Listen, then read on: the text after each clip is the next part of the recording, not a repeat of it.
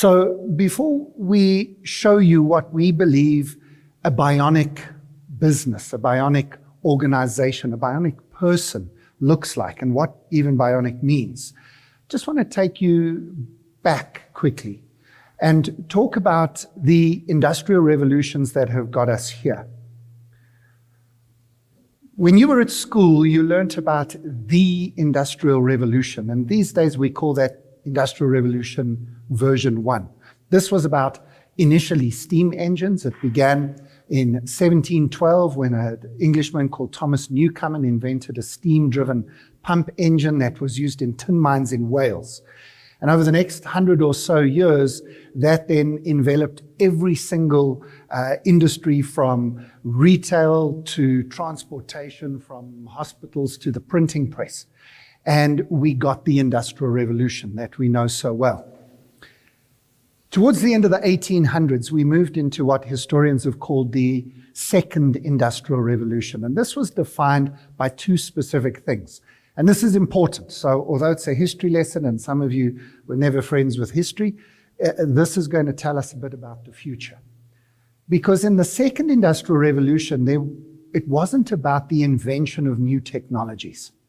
It was about taking technologies that already existed and reimagining the world with these technologies now in them.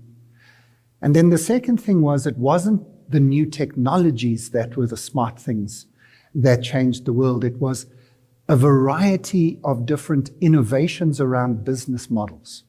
Henry Ford is probably your best example of this, or the epitome at least of the Second Industrial Revolution. He didn't invent the motor car, and he hardly invented any parts of the motor car, but he invented a new way of building the motor car, taking existing technology and reimagining how to use it.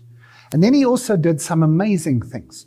I know there's a lot of people in the room here today. One of the things he did was to literally overnight double the minimum wage in his factories. The factory laborers who were building the cars went from $2.50 per hour to $5.50. They arrived on Monday morning and he just announced it.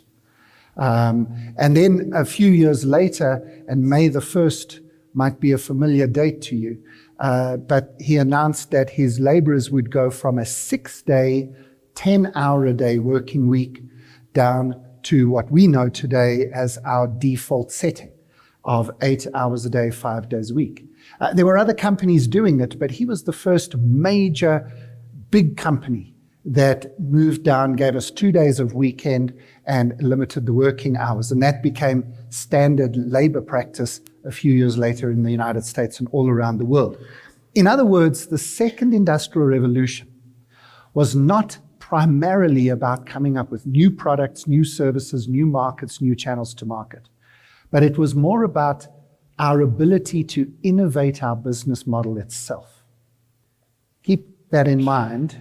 You'll need that piece of information in about 1 minute and 40 seconds. But before we get there, just one other example. The Wright brothers and this amazing ability as human beings to fly. It's kind of, some of us have our dreams about it. Throughout human history, we've imagined that we could fly. And what was needed was a technology that hadn't existed for hundreds of years, a reliable engine. When the first industrial revolution provided a reliable diesel-powered engine that didn't need a fire and coal in the back to get it going, the Wright brothers were able to say, if we could put that into something that's got aerofoils and wings, we think we could make this flying thing work.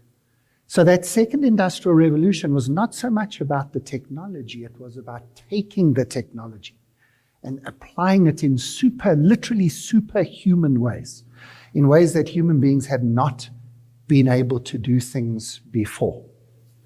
So we then get to the third industrial revolution. Third industrial revolution is defined by information. The information age is part of it. The internet, yeah. Don't be shy, this is the interactive. When I do this, I'm inviting the interactive bit to begin. Okay. Microchips, computers, that's exactly right. Started in the 1950s. It's the digital computer information age, as we know. That's the third industrial revolution. Now, I'm sure over the last few years, you've also been at conferences where they talk about the fourth industrial revolution. And what do they typically mean when they say that? Internet of Things, AI, advanced robotics. That's what they say. But we're now 1 minute and 42 seconds after I just gave you a clue.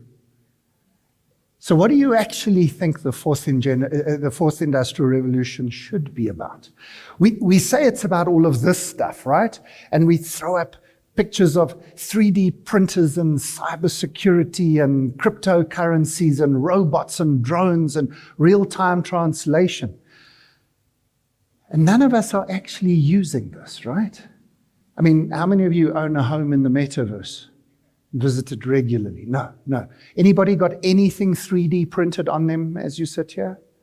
Okay, 1 or 2 of you will do, maybe. How many of you have paid in Bitcoin recently? Okay, no, not. So, as Buhle was saying, we've got these, we live in a world where we tell ourselves we've got all of these technologies. It's amazing. And then when we actually look through the list of these things and how many we're actually using, we're not really. You see, the fourth industrial revolution should not be about new technologies. I think that all of the things that are commonly put as the fourth industrial revolution, from robotic process automation to artificial intelligence and ChatGPT and all the rest, I think those are the end of the third industrial revolution. They are the artifacts of the end of the digital age.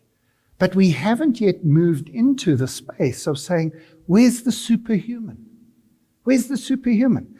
Apple, in a few weeks' time, is going to have their annual September launch of their new phones and computers.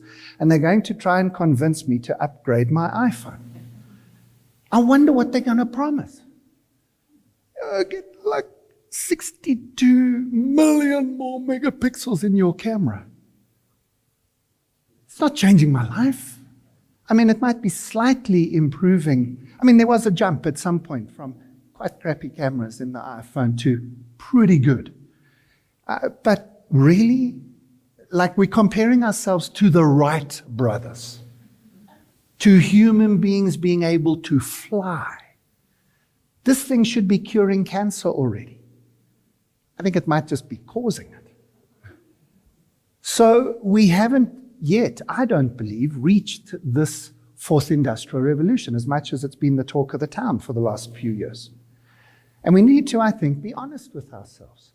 Has the technology, let's talk business language, has the technology that has been brought into your office in the last 10 years made your life better?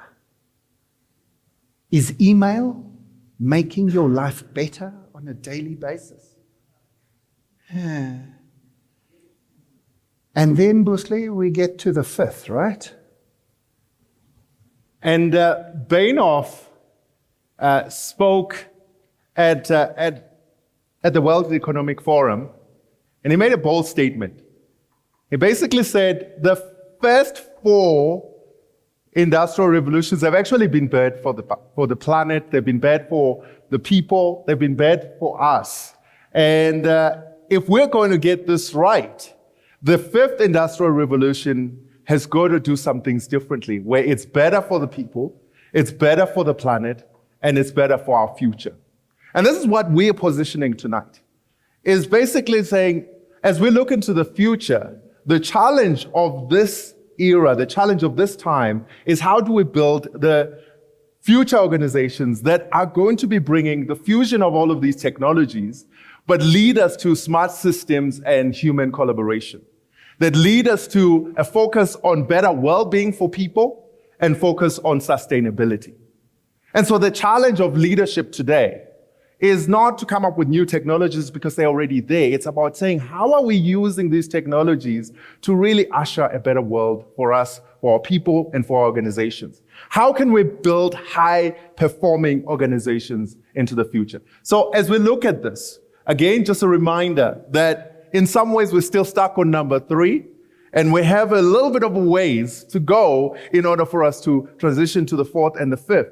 But I believe that we have an opportunity right now to do just that. And so when we think about bionic business as the future, this is what we're talking about. We're talking about the fact that the 5th industrial revolution is going to be really about looking at 3 dimensions that are going to change the way that we do things forever, the way that we work and the way that we engage with our world. And so the first thing is that smart tech is going to supercharge us.